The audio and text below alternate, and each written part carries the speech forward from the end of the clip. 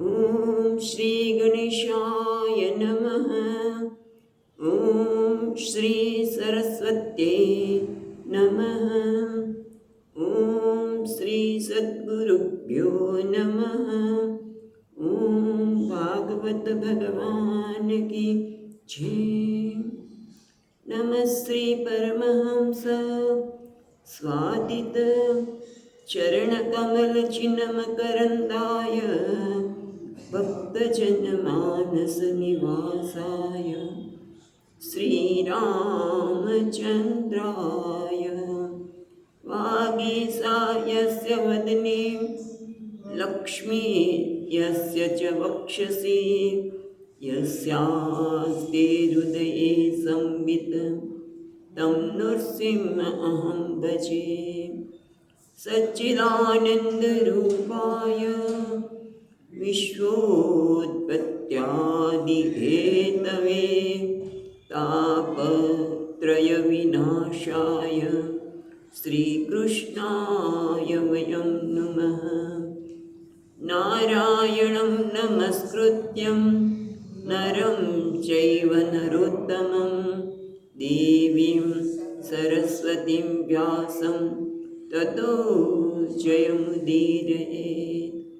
श्रीकृष्णाय वासुदेवाय हरये परमात्मने प्रणतक्लेशनाशाय विन्दाय नमो नमः। यं प्रवचन्तमनुपेत्य अपेतकृत्यं द्वैपायनो विहरकातर आजुहाव पुत्रेति तन्मयतया तरवोऽभिनेन्दुः तं सर्वभूतहृदयं मुनिमानतोऽस्मि। जन्माद्यस्य यतोऽन्वयादितरतं चार्तेष्वभिघ्नस्वराट् तेने ब्रह्महृदाय आदिकवये मुह्यन्ति यः सूरयः तेजो वारिमृदां यथा विनिमयो यत्र त्रिसर्गो मृषा ताम्नां स्वेन सदा निरस्तकुहकं सत्यं परं धीमहि। नमो भगवते तुभ्यं वासुदेवाय धीमहि प्रद्युम्नाय निरुद्धाय नमः संकर्षणाय च।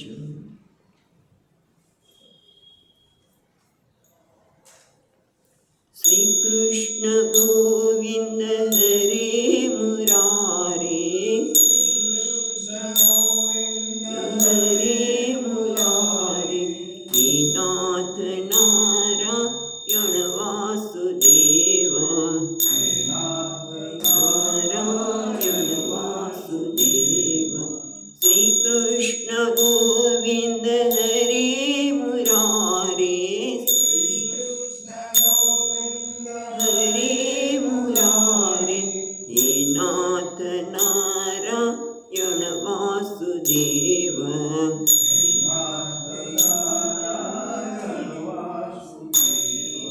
हे नाथ नारायण वासुदेव हे नारायण वासुदेव हे नाथ नारायण वासुदेव नारायण वासुदेव। पीरों से चलकर मैं सत्संग में जाऊं, पीरों से चलकर मैं सत्संग में जाऊं, हाथों से श्रीधर की सेवा में पाऊं, हाथों से श्रीधर की सेवा में पाऊं। वाणी से हरदम ये गीत गाऊं, वाणी से हरदम ये गीत गाऊं। हे नाथ नारायण वासुदेव नाथ नारायण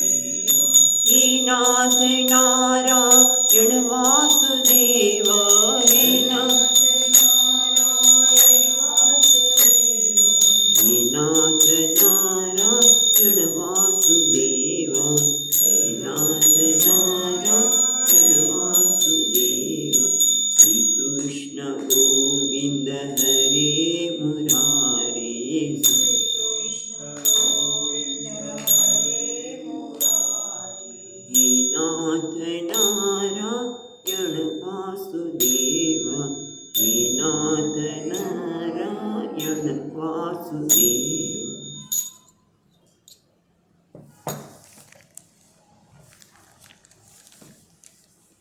આપણે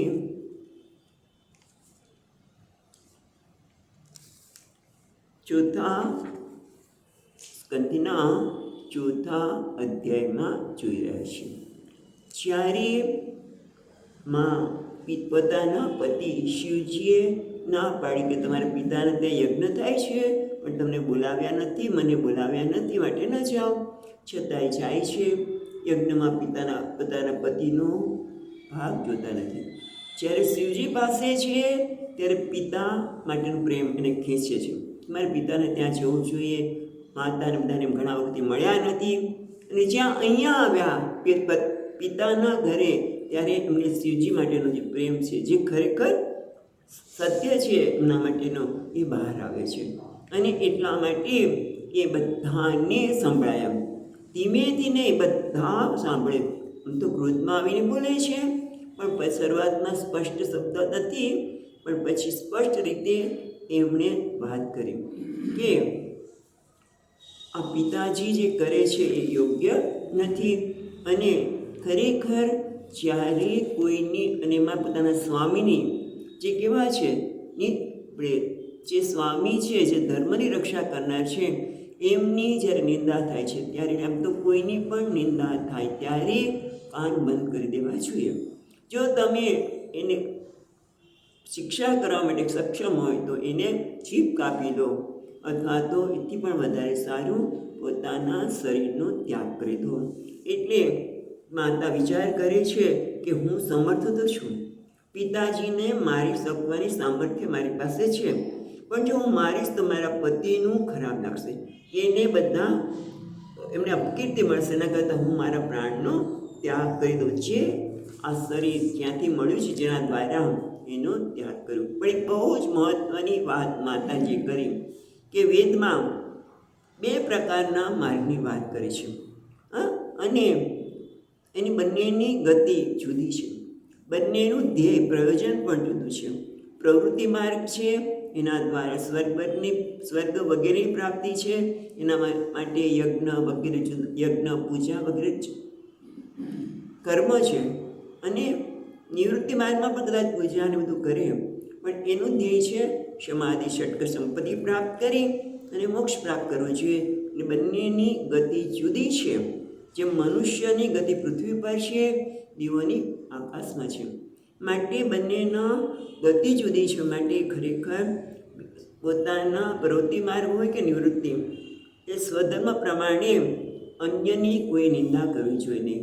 પ્રવૃત્તિ માર્ગવાળાની નિવૃત્તિ માર્ગની નિંદા ન કરવી જોઈએ. એ નિવૃત્તિ માર્ગ પર હોઈને પ્રવૃત્તિ માર્ગની નિંદા ન કરવી જોઈએ. મહત્ત્વની આપણને માએ શીખ પણ આપી.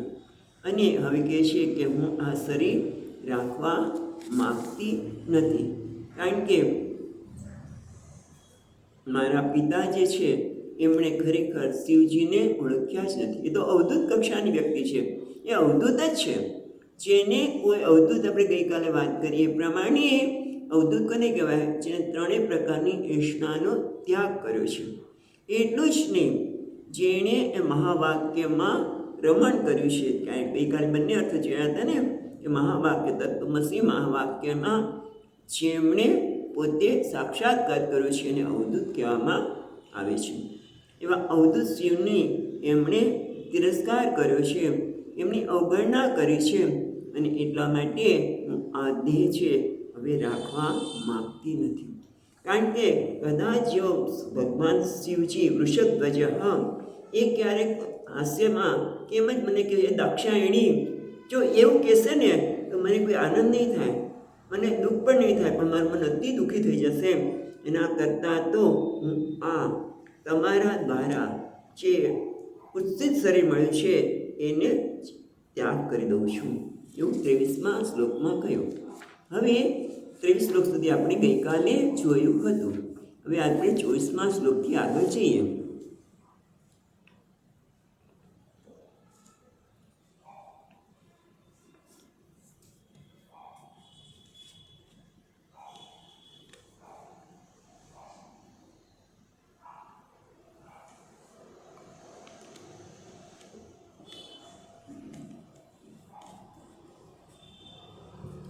મૈત્રેય ઉવાચ ઇત્યદ્વરે દક્ષમનોદ્ય શત્રુહ્ન ક્ષિતાબુદીચીં નિશસાદ શાन्तવા સૃષ્ટ્વા જલમ પીતુકુલં સંવૃતા નિનિમ્ય દૃગ્યોગપથમ સમાવિશત.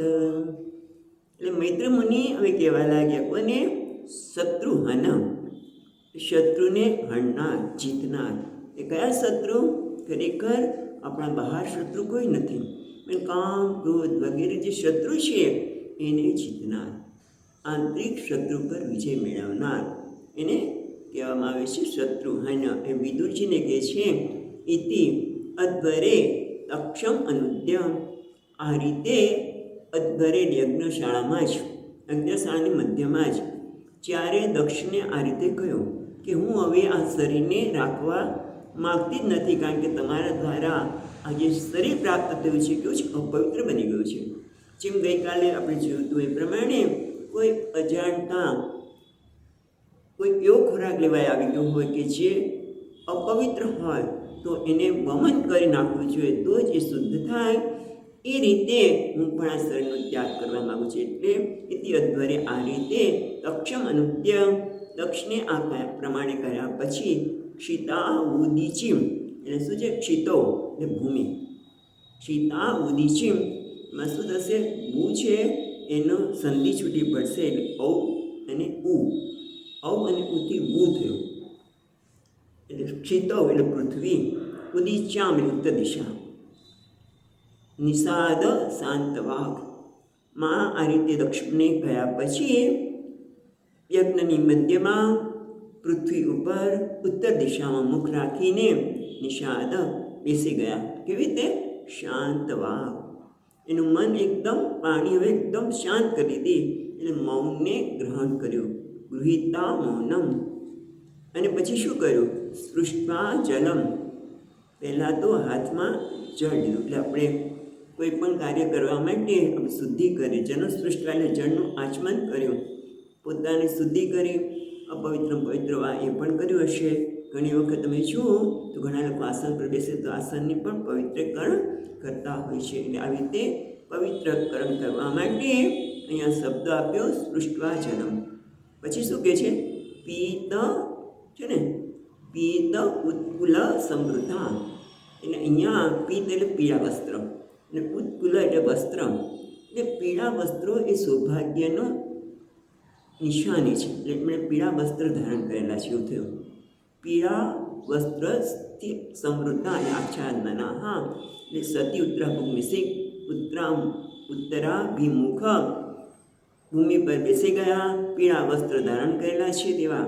એટલે સૌભાગ્યનું ચિહ્ન છે પીળા વસ્ત્ર એ ધારણ કર્યા છે એવા. દૃક નિમિલ્ય આંખને બંધ કરીને યોગ પથમ સમાવિશત, યોગ પથ એટલે યોગ માર્ગ પર પ્રવેશ કર્યો. હવે આ દેહ ત્યાગ કરવો, એને વંશીધરી મહારાજ કહે છે કે દેહ ત્યાગ એ યત્ન સાધ્ય નથી, પ્રયત્નથી દેહનો ત્યાગ નથી. યત્ન સાધ્ય ન હોવા છતાં પણ એની પદ્ધતિ યોગીજનોના શિક્ષણ માટે એ શ્લોકમાં આપવામાં આવી છે કે દેહ ત્યાગ કેવી રીતે કરવામાં આવે છે.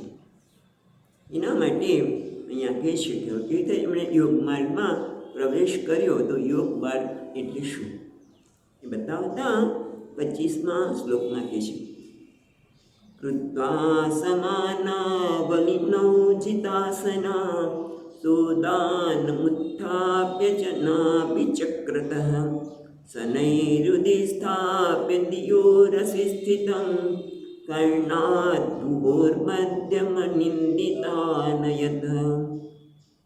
એટલે કે છે અનિપ્યા જો છેલ્લી લીટીમાં જે શબ્દ છે પેલા જોઈએ તો કંઠાદ ભ્રોહો મધ્યમ પછી અનિકર્ષ અનિંદિતા અનયત.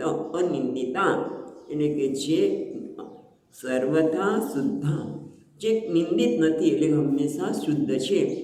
અનિંદિતા સતી, એમના માટે અનિંદિતા શબ્દ વાપરવામાં આવ્યો છે કે અનિંદિતા સતી દેવીએ ચિતાસના. આપણી લીટીમાં જાઓ ચિતાસનાહ એટલે આસન પર જીત સ્થિર બન્યા. જીત આસન, આસનને જીતવું એટલે શું? સ્થિર આસનમાં બેઠા છે.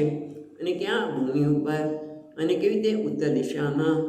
અને પછી શું કર્યું? તો કૃતા સમાનૌ, સમાનાવલિનો એવું છે ને, સમાનાવલિનો એ સમાનવ બકારને સંધિ છૂટી પાડીએ તો સમાનવ અનિલવ દ્વિવચન. દ્વિવચન છે. કૃત્વા સમાનમ અનિલો, બંને અનિલ એટલે પ્રાણ, આપણે વાયુ, અનિલ એટલે વાયુ, બંને પ્રાણને સમાન કર્યા. કયા? તો કે પ્રાણ અને અપાન વાયુ. પ્રાણવાયુ કોને કહેવાય? જે અંદર આવે છે પ્રાણ અને બહાર જાય છે અપાન. એ બંનેને સમાન કર્યા. એટલે બંનેને સમાન કરીને નાભિ ચક્રમાં સ્થિત કર્યા. અને પછી સ ઉદાન, સા છે ને સોદાન, બીજી લીટીમાં સોદાન ઉત્થાપ્ય, એટલે સા એટલે સતી, સા એટલે તેણી, તેણી એટલે સતી. ઉદ્દાન ઉત્થાપ્ય એને ઉદ્દાન વાયુને ઉપર ઉઠાવ્યો. ક્યાંથી? તો કે છે નાભિ ચક્રથી. નાભિ ચક્ર આમ તો કંઠમાં ઉદાન વાયુની સ્થિતિ છે. એટલે એવું કહી શકાય કે પ્રાણ અને અપાન વાયુને સ્થિર કર્યા નાભિ ચક્રમાં. અને સ્થિર કર્યા પછી ઉદ્દાન વાયુને નાભિ ચક્રથી કંઠદેશમાં લઈ ગયા. અથવા તો એવું પણ કહેવાય, જે આપણે સમજીએ છીએ પ્રમાણે, કંઠદેશમાંથી એમણે ધીમે ધીમે ધ્રુવ મધ્યે આજ્ઞા ચક્રમાં ઉદ્દાન વાયુને લાવ્યા. ઉદ્દાન વાયુ આપણને ખબર છે, વસ્તુને જે નકામી વસ્તુ જે બહાર આવે ત્યારે ઉદ્દાન વાયુનો પ્રકોપ થાય ત્યારે ઉલટી થાય. એ રીતે ઉદ્દાન વાયુ છે મૃત્યુનું પણ કારણ છે. ઉદ્દાન વાયુ મૃત્યુ માટે પણ છે.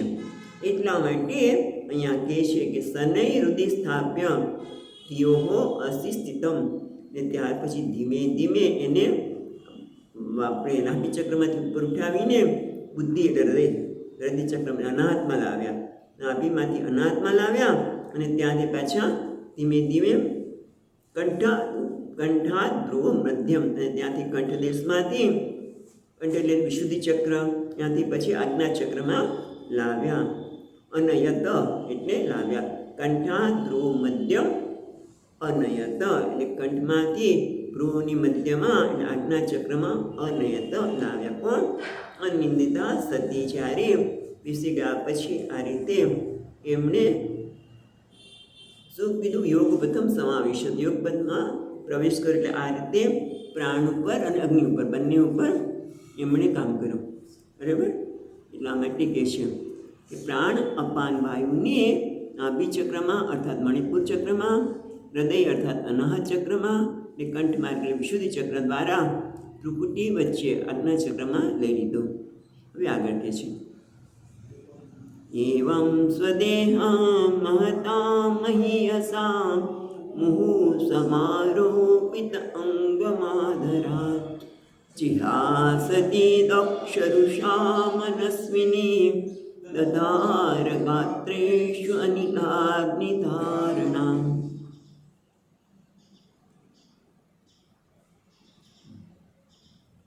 एवं स्वदेहम महतां महीयसा मुहु समारोपितम अंग आदरात. અચ્છા, એટલે કે છે આ રીતે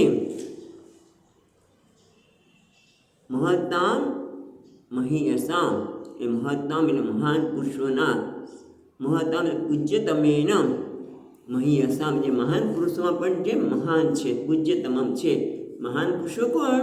તો કે સનક સનકાદીઓ માટે પણ જે મહીયસા જે પૂજ્ય છે, એટલે કે શ્રી રુદ્ર, હા, એને એ કહેવાય છે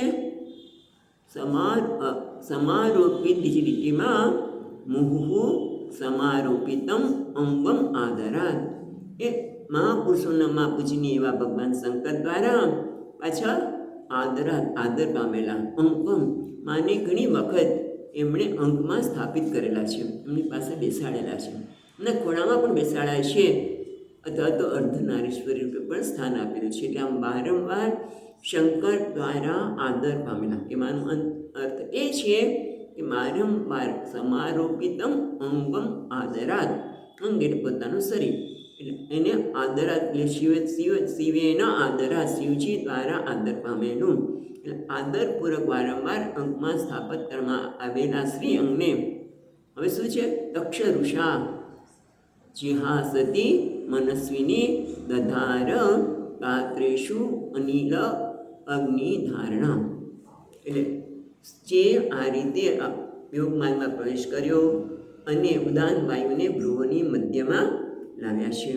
અને ત્યાર પછી એ શિવજી મહાન પુરુષોના પણ મહાનતમ છે અને જેમણે આદર પોતે ખૂબ પામ્યા છે એવા સતી રુદ્ર દક્ષ પર દક્ષ ઉપર ક્રોધિત થયેલા, દક્ષ પર ક્રોધિત થયેલા અને મનસ્વીની એટલે આપણે મનસ્વીની ઘણી વખત કહેવાય ગુજરાતીમાં મનસ્વીની કોને કહેવાય? આ બહુ એનું મનનું ધાર્યું જ કરે છે, એને મનસ્વીની એવો શબ્દ કહેવામાં આવે છે, પણ એવો અર્થ અહીંયા થતો નથી. મનસ્વીની એટલે વસીભૃતમ મનઃ એટલે ધીર, જેણે પોતાના મન ઉપર કાબુ મેળવ્યો છે એને કહે છે મનસ્વીની, એટલે કે જે ધીર છે એવા. સતીએ શું કર્યું?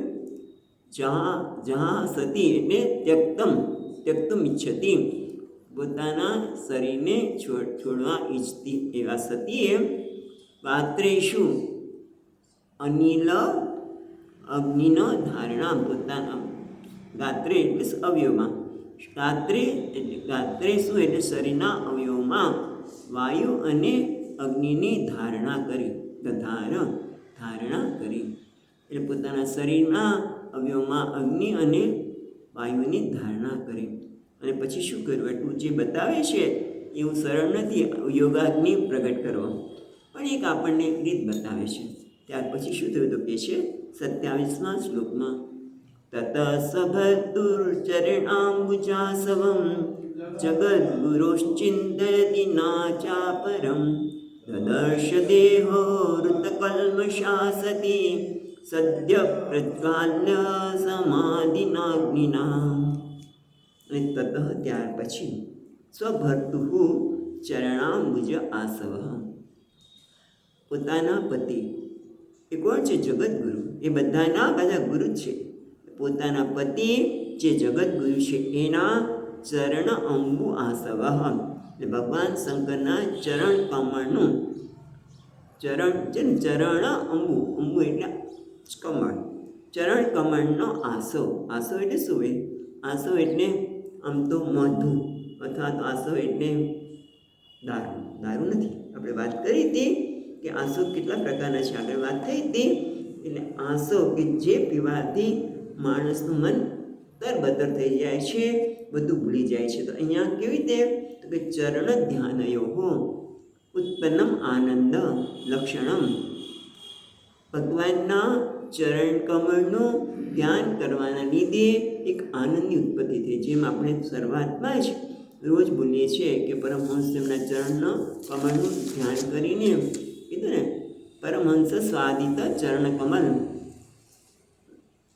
ચિન્મય જે કમળ છે, પગ છે એને કમળ સાથે સરખાવ્યા અને કહેવાય છે ચિન્મય છે. એનું ધ્યાન કરતાં કરતાં મને એટલો બધો આનંદ આવ્યો કે બધું ભૂલી ગયા. એટલે કે છે એના માટે આસવ શબ્દ વાપર્યો કે શંકરના ચરણ કમળના મકરંદનું ચિંતન કરવાથી એ જાણે આસવનું પાન કરતા હોય એ બધું જ હવે ભૂલી ગયા છે. કારણ કે એમને ખરેખર તો પ્રેમ ક્યાં હતો? શિવજી માટે જ. ભલે શિવજી પાસે હતા ત્યારે એમ લાગતું હતું કે પિતા માટે પ્રેમ છે, માતા માટે છે, પણ ખરેખર ક્યાં હતો? શિવજી માટે. એટલા માટે એ ભગવાનના ચરણ કમળનું ધ્યાન કરતા આસવનું પાન કરતા હોય એ રીતે આપણે એકદમ મગ્ન થઈ ગયા શિવમાં. એટલા માટે કે ન ચ અપરમ દર્શ છે ને, જગતગુરુ ચિંતયતી ન ચ અપરમ દર્શ એટલે કે ન અપરમ એટલે અન્ય, એટલે બીજા, એટલે કે પતિના સિવાય બીજા કોઈને હવે એ જોતા નથી. બસ ગુરુ જગતગુરુ જે છે અને જેના ચરણ કમળના આસવથી મદમસ્ત બનેલું એમનું મન બીજા કોઈનું ચિંતન કરતા નથી. એટલું જ નહીં, દેહો ઋત કલ્મષા સતી, હવે એમનો દેહ પણ પવિત્ર બની ગયો છે. હવે એમને પિતાના એટલે કે પિતૃ નિંદાદી નિમિત્ત સર્વ દોષ, પિતાની નિંદા તો કરી, પિતાએ આવું કેમ કર્યું, પણ ખરેખર તમે જોવા જાઓ કે જે મહાત્મા છે, જે મહાત્મા છે, કોઈ પણ હોય, સ્ત્રી કે પુરુષ ગમે તે હોઈ શકે, પણ જેને બીજાની નિંદાથી કંઈ અસર થતી નથી, ભલે એમણે કહેવાનું સ્થાને કહી દીધું માએ, પણ એમના હૃદયમાં એમના માટે કોઈ ઉભા હોઈ રહ્યો નથી. એટલા માટે કે છે ઋતકલ્મષા, એમનું હૃદય હવે પવિત્ર બની ગયું છે. વાત સતી સદ્ય એટલે તરત જ પ્રજ્વાલ્ય સમાધિ અગ્નિના, એમણે સમાધિ રૂપી અગ્નિ દ્વારા પોતાના દેહને પ્રજ્વલિત કરી નાખ્યો, પોતાના દેહને પ્રજ્વલિત કરી નાખ્યો. પણ એક બે અહીંયા મહત્વની વાત એક આવે છે કે એમણે જ્યારે શરીર છોડી રહ્યા છે ત્યારે બીજા કોઈનું ચિંતન કરતા નથી. કોનું ચિંતન કરે છે? શિવજીનું. કેમ? તો એના માટે એક બતાવે છે કે યમ ઉદ્દિશ્ય બંસીધરી મહારાજ કહે છે યમ ઉદ્દિશ્ય તજે દેહમ પાપ ભાગી સજાયતે, જેના કારણે દેહ તજાવવામાં આવ્યો છે તે પાપનો ભાગીદાર થાય છે. માટે પરલોકના સુખને ખાતર પણ આ લોકમાં કોઈને કુપિત કરવા નહીં, એવું પુરાણમાં કહેવામાં આવ્યું છે. ભગવદ્ ગીતામાં શું કીધું છે? માએ ભગવાનનું ચિંતન કેમ કર્યું? કારણ કે ખબર છે યમ યમ પાપી સ્મરન ભાવમ ત્યજન્ત્યન્તે કલેવરમ તમ તમેવૈતિ કૌંતેય તત્ સદા તદ્ભાવ ભાવિતઃ. બરોબર? એટલે ભગવાન ગીતામાં કહે છે હે કૌંતેય યમ યમ પાપી સ્મરન ભાવમ ત્યજન્ત્યન્તે કલેવરમ, જે ભાવનાથી યાદ કરીને જ્યારે શરીર છોડે છે ત્યારે તે ભાવને પ્રાપ્ત કરે છે. અને એટલા માટે માએ ભગવાનને યાદ કર્યા, કારણ કે જેથી એમને બીજા જન્મમાં પણ શિવજી જ પતિ મળે. કારણ કે એમને એટલા માટે આપણે આગળ જોયું, માએ જ કહ્યું હતું કે હવે આ દેહ તો અપવિત્ર થઈ ગયો છે, આ શિવજીની સેવા માટે યોગ્ય નથી. કારણ કે જે પિતા પાસેથી આ દેહ મળ્યો છે, પિતા પણ કેવા છે? સ્વાર્થથી, મદમસ્તી બધાથી અપવિત્ર બની ગયા છે.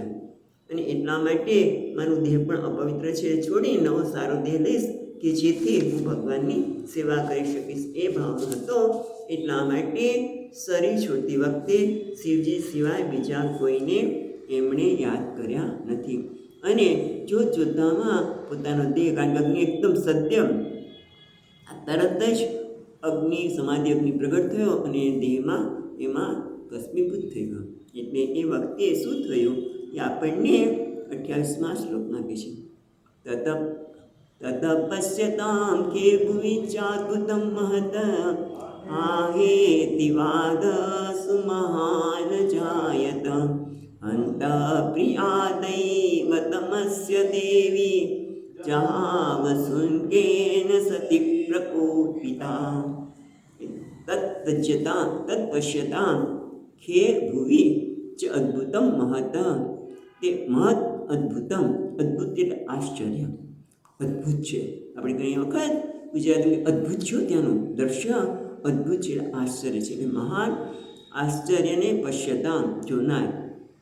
તત એટલે સતી દેહ ત્યાગરૂપમ, તત એટલે સતીના દેહના ત્યાગરૂપમ અદ્ભુત મહાન અદ્ભુત દ્રશ્યને જોતા પશ્યતામ ખે ભૂમિ એટલે આકાશમાં દેવતાઓ અને પૃથ્વી પર જ્યાં યજ્ઞ મંડપમાં બધા બેઠેલા છે તે, એટલે એને ભૂમિ કીધું. એટલે પૃથ્વી પર આકાશમાં બંને જગ્યાએ સુધી હાહા ઇતિવાદ શું મહાન જાયતે, બધા હાહાકાર કરી નાખ્યા. હાહાકાર એવો અવાજ બધે, બહુ મોટો અવાજ બધી બાજુ પ્રસરી રહ્યો. અને કહે છે હંત એટલે આપણે કે હાય, આપણે સામાન્ય રીતે હાય દુઃખનો શબ્દમાં હાય એવો શબ્દ વાપરતા હોય છે, પણ હંત એટલે ખેદની વાત છે કે શું પ્રિયા દેવમસ્ય દેવીમ, દેવમસ્ય એટલે સર્વશ્રેષ્ઠ દેવ શિવજીના પત્ની, દેવમસ્ય પ્રિયા એટલે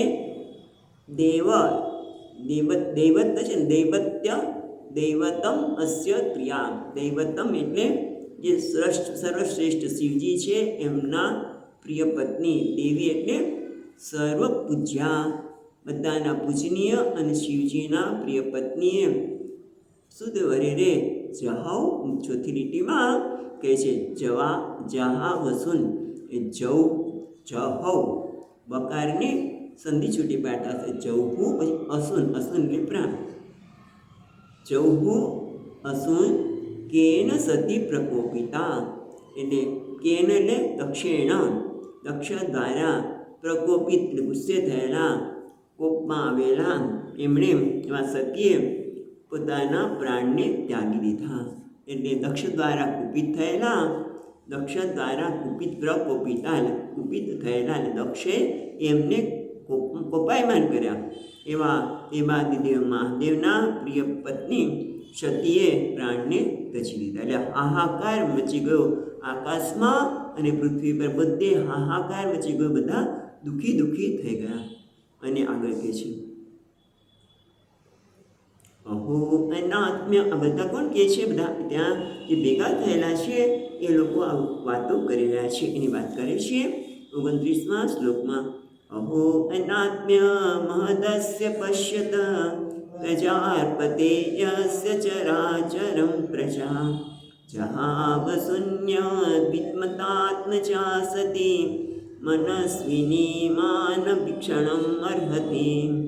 એટલે કે ઓહો, અરે આશ્ચર્ય છે. અરે અનાત્મ્ય મહદસ્ય પશ્યત પ્રજાપતે અસ્ય ચરાચરમ પ્રજા. અનાત્મ્ય મહદસ્ય, અનાત્મ્ય એવું પડશે. મહદસ્ય અનાત્મ્ય પશ્યત એટલે મહદસ્ય એટલે મહાન, એટલે અત્યંત. મહદ એટલે મહાન, એટલે અત્યંત.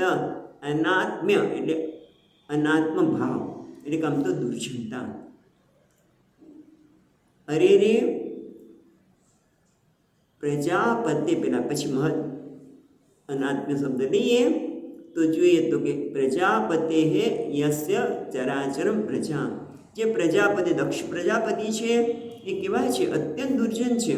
જુઓ તો ખરા કે જે પોતે તો ચરાચરસ્ય પ્રજા, જેની સ્થાવર અને જંગમ એની પ્રજા છે, એવા દક્ષ પ્રજાપતિ અત્યંત દુષ્ટતા તો જુઓ ને દુર્જનતા તો જુઓ. પશ્યત એટલે જુઓ, પ્રેઝન્ટ ટેન્સ છે. પશ્યત જુઓ કે જેના દ્વારા જહાવ અસુન વિમતા છે ને, જ્યાં છે ને ત્રીજી લીટીમાં જહાવ શૂન્ય પછી વિમતા છે, એટલે એને જુદું પાડશો તો જહૌ પછી અસુન પછી યદ વિમતામ હશે. યદ વિમતામ આવશે. યદ વિમતામ છે ને, યદ વિમતામ એને જુદું પાડશો યદ વિમતામ. યદ એટલે જેના દ્વારા, એના એ દક્ષિણ દ્વારા, વિમતામ એટલે અવજ્ઞતા, વિમતા એટલે અવજ્ઞતા, એટલે જેને અવજ્ઞા કરવામાં આવી તે એમણે પોતાના પ્રાણ ત્યાગી દયા. એમાં સતી પણ કોણ છે? આત્મજા, જેમની પોતાની જ પુત્રી છે. આત્મજા એટલે એમની પોતાની પુત્રી છે. યદ વિમતામ આત્મજા સતી મનસ્વીની માન અભિક્ષણમ અર્હતિ. આ બધા સતી માટેના વિશેષણ છે. જે સતી એમની પુત્રી પણ છે, એટલું જ નહીં મનસ્વીની છે, જેને મન ઉપર પોતાનો વિજય પ્રાપ્ત કર્યો છે. નહીંતર શરીર છોડવું સહજ નથી. એક જ મિનિટમાં નિર્ણય કરી લે અને શરીરને છોડી દીધું. અને પાછા છે માનમ અભિક્ષણમ અર્હતિ. અને માન અભિક્ષણમ એ વારંવાર માનને યોગ્ય વારંવાર સર્વત્ર. વારંવારનો અર્થ અહીંયા સર્વત્ર પણ થઈ શકે. સર્વત્ર સ્નેહને પ્રેમને પાત્ર છે. માન અભિક્ષમ અર્હતિ. અર્હતિ એટલે પાત્ર, જે માનને પાત્ર છે, એટલે કે ખરેખર માનનીય છે, પૂજનીય છે. અને એટલું જ નહીં, એ મનુષ્યની જ છે. એવા પોતાની જ પુત્રીના જેમણે દક્ષ દ્વારા અપમાનિત થતાં એમણે પોતાનો દેહ છોડી દીધો. એ અનાત્મ્ય માટે ટીકાકાર કહે છે કે જીવતા મરતા હોવું, જેને આત્મા નથી તેવા આ દક્ષને જીવવા છતાં મરેલા સમાન હોવો એનો ભાવ છે અનાત્મ્ય અથવા દુર્જનતા. એ વાત કરી. હવે આગળ કહે છે 30મા શ્લોકમાં સોયમ દુર્મર્ષ હૃદયો બ્રહ્મદુઃખ ચ લોકેપ્ય કીર્તિ મહતીમ વવાપ્સ્યસી યદ અંગજામ સ્વામ પુરુષા વિડુદ્યતામ યદ અંગજામ સ્વામ પુરુષદ વિડુદ્યતામ ન પ્રત્યશેદન મૃત્યે અપરાધતઃ. એટલે કે છે કે સોયમ દુર્મર્ષણ હૃદય, એવો આ એટલે દક્ષ પ્રજાપતિ માટે કે સ અયમ દુર્મર્ષ હૃદય, અત્યંત દુર્મસ દુર્જન, દુર્જન કહે ને, અત્યંત અસહિષ્ણુ, દુર્મસ અસહનમ હૃદયમ યસ્ય, જેનું હૃદય અસહિષ્ણુ છે, જેને કોઈ આપણે કહેવાય ને કોઈ વસ્તુ સ્પર્શતી નથી. આપણે કોઈ વ્યક્તિને જોઈએ તો તરત જ આપણને કેમ મદદ કરીએ, પણ એને તો આ દુઃખી જોઈએ, અને પાછી પોતાની જ પુત્રી છતાં એ કેવા છે દુર્મર્ષ, એટલે અત્યંત અસહિષ્ણુ હૃદયવાળા. અને કેવા છે બ્રહ્મદુઃખ, એટલે બ્રહ્મદુઃખ એટલે બ્રહ્મજ્ઞાનીના દ્રોહ કરતા. શિવજી તો બ્રહ્મજ્ઞાની છે, બ્રહ્મ જ છે, એનો દ્રોહ કરનાર. અને ચકાર દ્વારા પ્રાણ હળવાથી એનું અનિષ્ટ થશે, એક અર્થ કર્યો. ચનો અર્થ એક ટીકાકારીએ આવો કર્યો છે કે પ્રાણ હળવાથી, પ્રાણ હન્યાત અનિષ્ટમ ચ વાપ્સ્યસી, એના પ્રાણ જવાથી એને અનિષ્ટની પ્રાપ્તિ થશે. અહીંયા બીજી ટીકામાં કહે છે કે ચ એટલે ચ શબ્દાત નરકમ, ચ વડે અને આ નર્કને પામશે, નર્કને પામશે. જે સોયમ દુર્મર્ષણ હૃદય બ્રહ્મદુઃખ લોકે અપકીર્તિમ મહતિમ અવાપ્સ્યસી, લોકોમાં એની મહાન અપકીર્તિ થશે કે એણે પોતાની પુત્રીને વારી નહીં. જ્યારે યોગાગ્નિમાં જવાનું કહી દે છે, પોતે કહે છે કે હું શરીરનો ત્યાગ કરું છું, તેણે પોતાની પુત્રીને અટકાવીને વારીને, એટલા માટે મહતિમ અવાપ્સ્યતિ, લોકે અપકીર્તિમ મહતિમ અવાપ્સ્યસી. યદ અંગજામ સ્વામ, પોતાની પુત્રી, અંગજામ એટલે પોતાની પુત્રી, પોતાના અંગમાંથી ઉત્પન્ન થયેલી, પુરુષ દ્વિદુ ઉદ્યતા, પુરુષ દ્વિજ, આમ તો શું થશે પુરુષ દ્વિજ, ડ છે ટ નીકળશે, ઉદ્યતા પુરુષ દ્વિજ એટલે પુરુષનો દેશ કરનાર, એટલે કે શિવજીનો દેશ કરનાર. પુરુષના બે અર્થ કર્યા અહીંયા બીજી ટીકામાં વંશીધરે, એ આપણે પછી જોઈએ, પણ પેલા અર્થ આટલું પૂરો જોઈ લઈએ. તો કે છે ન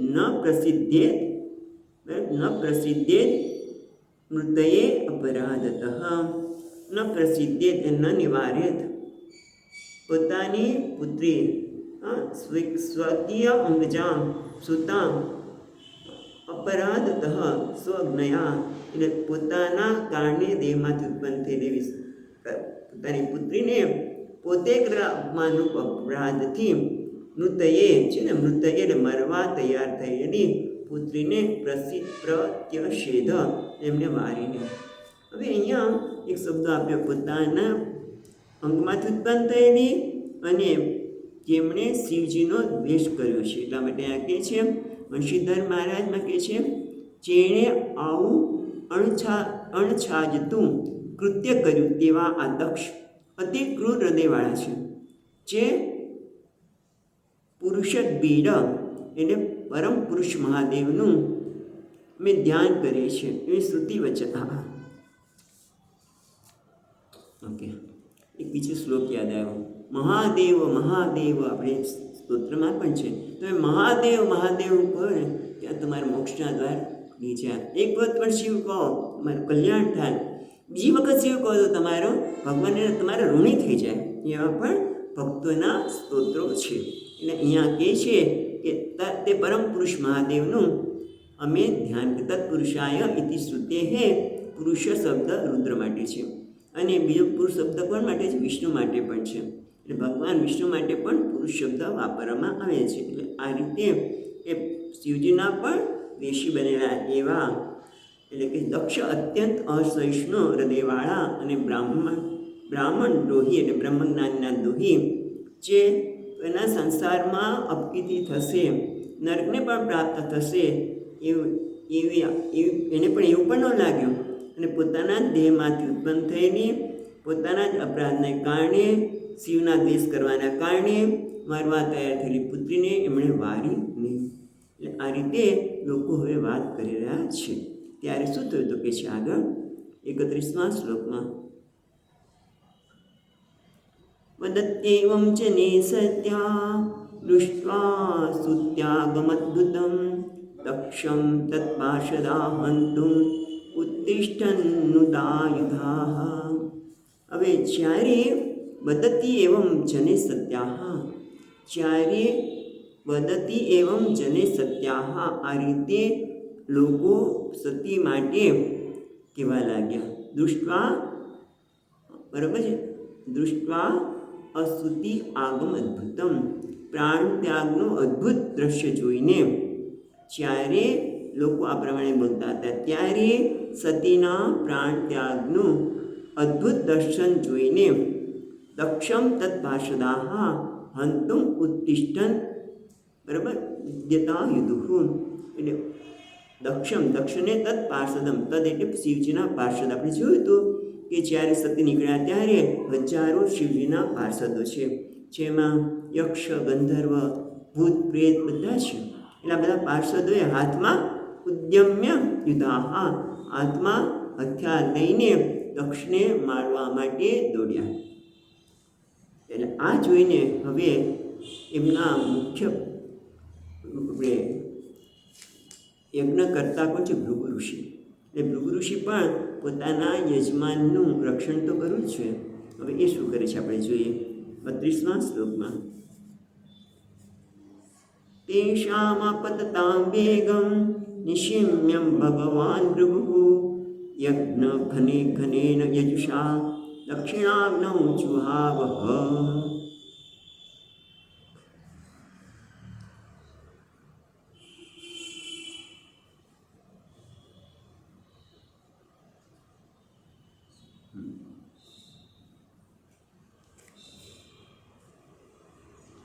એટલે કે તેષામ આપતતામ વેગમ નિશિમ્ય, તેષામ એટલે રુદ્રાદિ પાર્ષદ, રુદ્રના પાર્ષદ, તેષામ રુદ્રાદિ પાર્ષદ આગતામ વેગેન, એકદમ વેગથી આવી રહેલા રુદ્રના એટલે ભગવાન શિવના પાર્ષદોને નિશામ્ય એટલે દ્રષ્ટવા, એમને આવતા જોઈને ભગવાન ભૃગુ એટલે ભગવાન ભૃગુ જે ઋષિ છે એમણે યજ્ઞ ઘના, ઘ નથી પણ ધ છે, યજ્ઞ ધનતાન યજ્ઞનો ધ્વંસ કરનાર, યજ્ઞ ધનતાન હંતિની યજ્ઞ પછી છે ને યજ્ઞ ધંત ધ છે, ધનેન યજુષા એટલે યજ્ઞનો ધ્વંસ કરનાર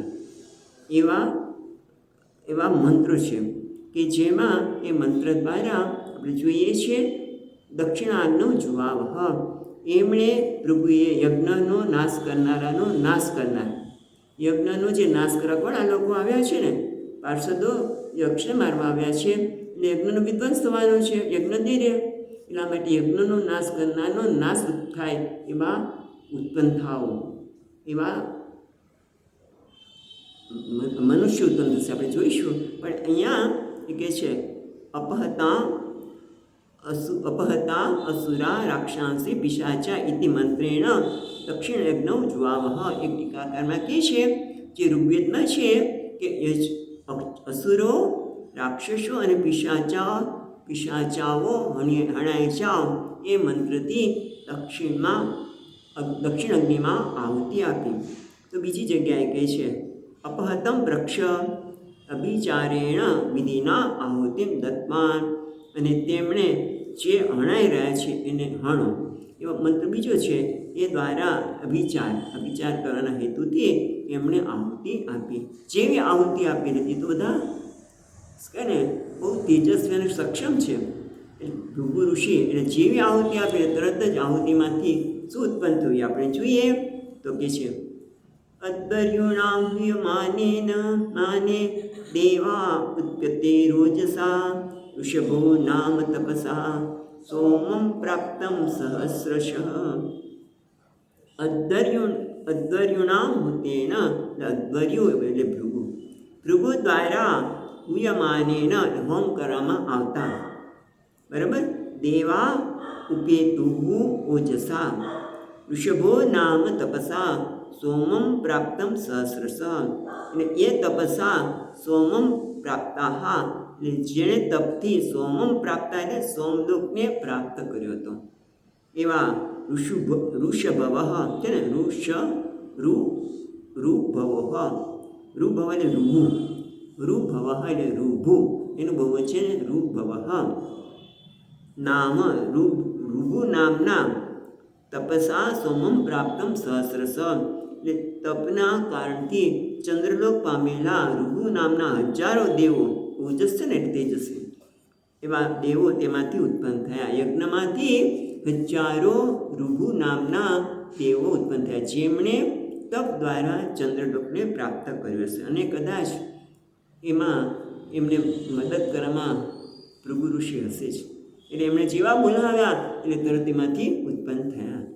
અને પછી શું થયું? તૈલાતા યુધે સર્વે પ્રમથા સહ ગુહ્યકાઃ હન્યમાનાદિશો ભેજુઃ ઉષદ્ભિ બ્રહ્મ તેજસા. ઉષદ્ભિ એટલે ઝળહળતા આયુધો વડે, ઉષદ્ભિ બ્રહ્મ તેજસા, અને પાછા બ્રહ્મ તેજથી કે તપ કરેલું છે ને એમણે તો ઋભુ નામના જે બધા છે ઋષિઓ જ છે આમ તો એવા, એમણે જે તપ કર્યું છે એટલે બ્રહ્મ તેજસા, અને બ્રહ્મ તેજથી પછી શું છે? ઉષદ્ભિ. ઉષદ્ભિ એટલે ઝળહળતા આયુધ વડે, બ્રહ્મચેદથી ઝળહળતા આયુધ વડે. પછી શું છે? તૈહી છે ને, તૈહી અલાદ યુદ્ધહી, અલાદ એટલે બળતા લાકડા, અલાદ યુદ્ધહી સર્વે એટલે ઝળહળતા બ્રહ્મચેદથી ઝળહળતા એવા રૂપોએ બળતા લાકડા રૂપ તે આયુધ વડે, એટલે એમાંથી કદાચ યજ્ઞમાંથી જ આયુધ એટલે બળતું લાકડું લઈ લીધું હશે, એટલા માટે બળતા લાકડા રૂપ તે આયુધ વડે સર્વે પ્રમથાઃ સગુહ્યકાઃ હન્યમાનાઃ દિશો ભેજુઃ, અને એના વડે માર ખાતા, બ્રહ્મતેજથી ઝળહળતા અને બળતા લાકડા રૂપ તે આયુધ વડે માર ખાતા તે પ્રમથાઃ, એટલે પ્રમથા સગુહ્યકાઃ, એટલે પ્રમથો એટલે યક્ષ સહિત જે પ્રમથ ગણો હતા, યક્ષ સહિત જે પ્રમથ ગણો હતા એ બધા માર ખાતા હન્યમાના દિશો ભેજવે, ચારે દિશામાં નાસી છૂટ્યા, એટલે બધા ભાગી ગયા. નીકળાતા તો દક્ષને મારવા માટે, પણ આ લોકોએ એની સાથે એવી રીતે કર્યું કે બધા એકદમ ભયભીત થઈને નાસી ગયા. એટલે હવે અહીંયા પૂરું થાય છે, પણ એક બહુ મહત્ત્વની વસ્તુ આપણે વિચારીશું કે આ રીતે અહીંયા પહેલાં વાંચીએ.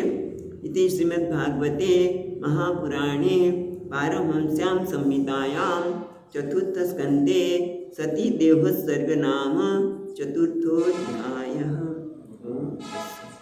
5મા અધ્યાયમાં આપણને જોવા મળશે જે બહુ જ આપણા માટે ચિંતનીય વસ્તુ છે કે જીવનમાં તમે કોઈને ઉભાવ કરો, કુભાવ, કોઈના માટે ખરાબ વિચાર કરો, સ્વાર્થ આવે, સ્વાર્થની બુદ્ધિ આવે ત્યારે એ કુભાવ ખરેખર આપણને જ થાય છે. દક્ષ પ્રજાપતિએ શિવજી માટે કુભાવ કર્યો અને એના કારણે પ્રજાપતિનો ધર્મ છે અધર્મ બની ગયો.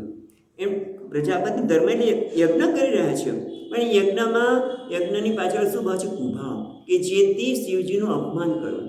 કુભાવના કારણે એમનો ધર્મ છે અધર્મ બની ગયો, એટલે એ યજ્ઞ એમને મારનારો બની ગયો. જે યજ્ઞ દ્વારા એની ઉન્નતિ થવી જોઈએ એને બદલે મારનાર થયો. એટલે આપણને અહીંયા બતાવે છે કે કોઈના માટે કુભાવ, ખોટો વિચાર ન કરો. સ્વાર્થથી પ્રેરાઈને કોઈના માટે કુભાવ ન કરો. એને સ્વાર્થ હતો ને કે જેથી હું એને અપમાનિત કરીશ, હું આમ કરીશ, એ સ્વાર્થથી એમણે શિવજી માટે કુભાવ કર્યો. એના માટે એક સુંદર વાર્તા છે, સાંભળવા જેવી છે કે એક શેઠ હતા.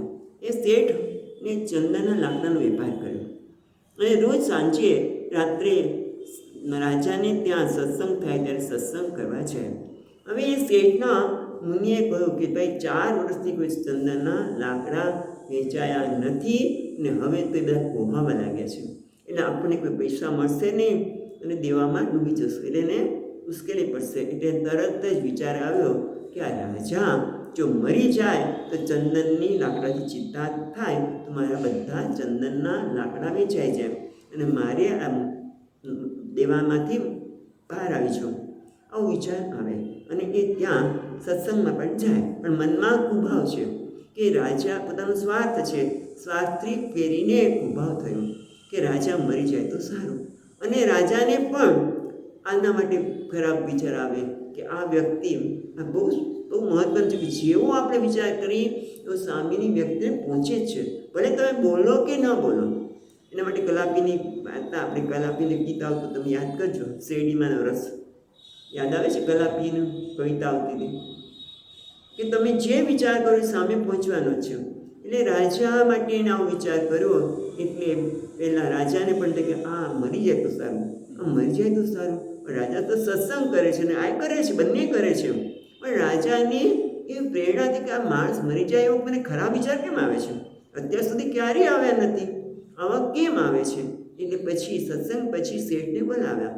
એ શેઠને કે શેઠજી, અને હવે તમારા માટે વિચાર કેમ આવે? તમે મારા માટે કોઈ વિચાર એવો ખરો છો? તો કે હા, એ તો કહી દીધું વિચારે. એટલે સત્સંગના રીતે એટલા પ્રમાણિક શેઠ એટલે કીધું કે રાજાજી આવું છે, 4 વર્ષથી લાકડા વેચાયા નથી. એટલે મને થયું કે હવે જો રાજા મરી જાય તો ચંદનની ચિતા થાય તો મારા લાકડા વેચાય છે. તો કે અરે ભાઈ, લાકડા વેચાઈ જાય એટલે મારે મૃત્યુનો શું વિચાર કર્યો? તમે એવું કેમ ન વિચાર કે આ લાકડાથી ભગવાનનું સુંદર લાકડાથી ભગવાનનું સુંદર ઠાકોરજીનું મંદિર બનાવે, ભગવાન માટે કંઈક બનાવે, એનાથી સિંહાસન પણ બને, રાજાનું પણ બને. એવું કેમ ન વિચાર્યું? તમે આવું વિચાર. એટલે કુભાવ કરીએ તો એક આપણું કર્મ છે, ધર્મ કર્મ એ અધર્મ બની જાય છે, જેમ દક્ષ પ્રજાપતિએ કર્યું. એટલે બહુ મહત્વનું છે જીવનમાં કે ક્યારેય કોઈના માટે ઉભાવ ન. સર્વદમ સર્વભૂતાનામ, બધાના હૃદયમાં નારાયણ બેઠેલું છે. એટલે કોઈના માટે ઉભાવ કરે તરત જ તમને અસર થાય. જેમ કે કોઈ વ્યક્તિ છે, કોઈ સ્ત્રી જઈ રહી છે, એમાં લક્ષ્મીજી જઈ રહ્યા છે, સ્ત્રીમાં લક્ષ્મીજીના જેને દર્શન થાય, પવિત્રતાના દર્શન, ગંગા સ્વરૂપ છે. તો એને એના અંદર રહેલું નારાયણ, સ્ત્રીના અંદર રહેલું ભગવાન એને આશીર્વાદ આપવાનો છે. પણ એ સ્ત્રી માટે એને ઉભાવ થાય, વાસના જાગૃત થાય તો એનું પતન નક્કી રાખવાનું નિશ્ચિત છે. એટલે ટૂંકમાં કોઈના માટે ઉભાવ ન કરવો. પણ જો ભગવાને કહ્યું છે, તમે તરત પ્રશ્ન થશે, મહાભારતમાં ભગવાને ઘણી વખત અધર્મનું આચરણ કર્યું છે, ભગવાને અધર્મનું આચરણ કર્યું છે, પણ છતાં અંદરથી કોઈ ઉભાવ નથી, કોઈને નુકસાન કરવાની ભાવના નથી, બધાનું કલ્યાણ કરવાની ભાવનાથી અધર્મ કર્યો. ક્યાં યાદ છે? કર્ણ પર્વમાં આવે છે કે કર્ણ રથ જબ ખૂચી ગયો, પહેલું અંદર ખૂચી ગયું અને કાઢી રહ્યા છે કર્ણ, ત્યારે ભગવાન અર્જુને કીધું માર, એને હણી નાખ. એટલે કર્ણ કહે છે ભગવાન આ ધર્મ નથી. હા, હું જ્યારે નિશસ્ત્ર છું ત્યારે તમે નિશસ્ત્ર પર બાણ છોડો એ યોગ્ય નથી.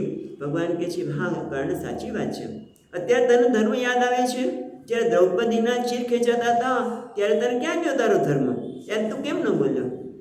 એટલે કે આ વ્યક્તિ જ અધર્મના પક્ષે છે, દુર્યોધન અધર્મી છે, એના પક્ષે છે, અધર્મનો ફેલાવો દસ માટે હણી નાખવાનો.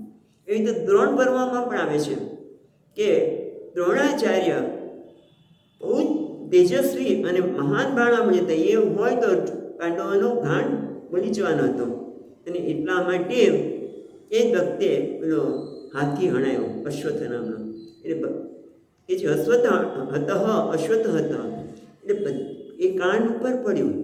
પણ એમ તો મારો પુત્ર અશ્વત્થામા હણાયો, અશ્વત્થામા હતા. તો કે છે યુધિષ્ઠિરને પૂછો કે યુધિષ્ઠિર એ સાચું બોલે છે, એ સાચું જ બોલવાના છે, એ ખોટું બોલશે ને?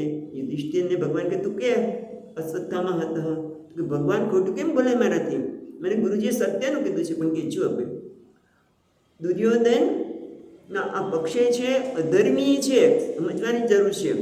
ભગવાને અધર્મનું આચરણ કર્યું, એની પાછળ સમજણ ન હોય અને આપણે કરીએ ને તો આપણે કુભાવમાં આવી છે. બસ આ વાર્તા કહેવાની પાછળ એક જ હેતુ છે કે કુભાવ શું કહેવાય અને ભગવાન કરે એટલે આપણે સમજી તો વાંધો ન આવે કે દ્રોણાચાર્ય અધર્મના માર્ગે છે અને એટલા માટે એને હણવા જરૂરી છે. એટલે કે અશ્વત્થામા હતા અને પછી સંપ ફૂક્યો.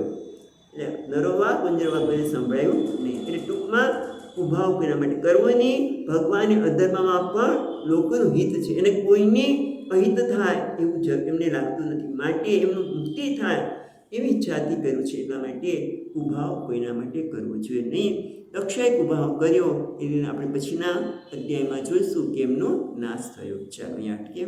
ઓમ સચ્ચિદાનંદ રૂપાય વિશ્વોત્પત્યાદિહેતવે તાપત્રય વિનાશાય શ્રીકૃષ્ણાય વયં નમઃ. યં પ્રવચन्तમનુપેત્ય અપેતકૃત્યં વૈપાયનો વિહરકાતર આજુહાવ. પુત્રેતિ તન્મયતયાતરવો વિનેન્દુઃ तं સર્વભૂતહૃદયં મુનિમાનતોऽસ્મિ. ઓમ શાંતિ શાંતિ શાંતિ. હરિ ઓમ. શ્રી ગુરુભ્યો નમઃ. હરિ ઓમ.